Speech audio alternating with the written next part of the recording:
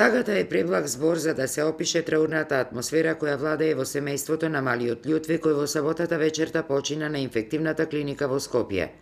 Шокот и неверувањето дека повеќе го нема до само пред 4 дена сосема здравото и весело дете полека изминуваат, па таткото Илми, скршен од болката, сега си го враќа трагичниот филм наназад, барајќи ги причините кои доведоа до тоа двегодишното момченце за неполни 24 часа да ја загуби битката за животот. Лекарите во Прилепската болница, во детското оделение, не реагира брзо и како што требат. Замина во брзата помош во Прилеп, тука како првим бев јас измалтретиран. Од врата на врата ме шетеа. Тука изгубев јас цел саат. Докторката тука не беше во оделението. Таа дури дојде исто тука замина повеќе од пола саат. Илми се повеќе е убеден дека при лекувањето на неговиот син на детското оделение во Прилепската болница најверојатно бил направен некаков пропуст, особено подавањето на втората инекција после која на детенцето почнала да му помодрува ногата.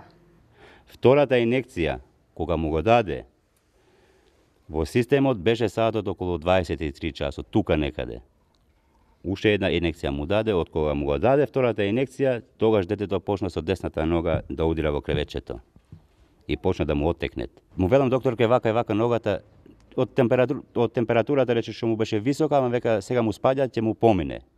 Иако болката од прераната загуба е и премногу свежа, сепак Илми вели дека вистината ќе ја докажува преку судските инстанци, како во земјава, така и пред Меѓународниот суд за човекови права. Ова или намерно е направено, или на грешка е направено, а јас мислам дека на грешка е правено. Инаку семејството Холцман веќе 19 години живее и работи во Виена, Австрија.